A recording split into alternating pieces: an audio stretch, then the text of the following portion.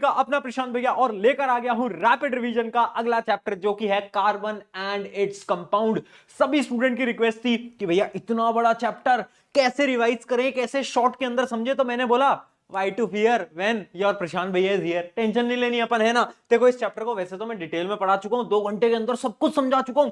अगर अगर आपको पूरा पढ़ना है ना तो यहां पर पढ़ा रखा है, आज भी पूरा पढ़ाऊंगा बट रिवाइज कराऊंगा, यानी जल्दी जल्दी आपको सारी चीजों के बारे में बताता चलूंगा। ठीक है, चलिए स्टार्ट करते हैं। सबसे पहले पहला सवाल आपके मन में आ रहा होगा, भैया हम सिर्फ कार्बन के बारे में क्यों पढ़ रहे हैं? कार्बन के ऊपर चैप्टर है, बड़ा भेदभाव है? नाइट्रोजन के ऊपर तो नहीं है, ऑक्सीजन के ऊपर तो नहीं है, कार्बन में ऐसा क्या है? तो मैंने बोला देख लेते हैं कार्बन में ऐसा क्या है। सबसे पहली चीज है कि कार्बन का जो एटॉमिक नंबर होता है ना वो 6 होता है ना। और इसके आउटर मोस्ट शेल पे कितने इलेक्ट्रॉन होते हैं? आप सभी को पता होगा, कार्बन के आउटर मोस्ट शेल पे 4 इलेक्ट्रॉन प्रेजेंट होते हैं। ठीक है, इसका जो एटॉमिक मास होता है वो 12 होता है। ये सब हमने 9th में पढ़ा था। उसके अलावा अब ध्यान से समझना, कार्बन की स्पेशलिटी क्या है?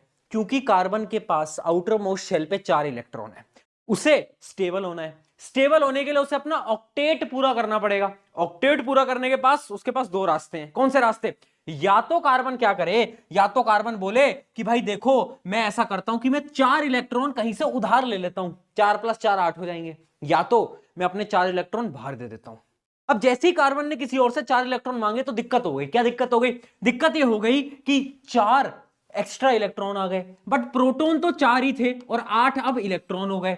तो क्या 4 प्रोटॉन 8 इलेक्ट्रॉन को झेल पाएंगे? क्या नहीं झेल पाएंगे? हैं, मान लो एक टीचर है और हजारों बच्चे हैं, कि एक टीचर हजारों बच्चों को संभाल पाएंगे? नहीं संभाल पाएंगे। तो यही प्रॉब्लम यहां पर हो गई, जिसकी वजह से कार्बन ने बोला कि भैया मैं तो नहीं ले सकता 4 इलेक्ट्रॉन, दूसरे रास्ते पे चलता हूं। कार्बन ने देखा दूसरा रास्ता, कार्बन ने बोला चलो 4 इलेक्ट्रॉन मैं दे देता हूं। बट जैसे ही कार्बन ने 4 इलेक्ट्रॉन लूज करे तो उस प्रोसेस के अंदर बहुत ज्यादा एनर्जी की रिक्वायरमेंट होती है, जो कि उतनी एनर्जी कार्बन के पास है ही नहीं।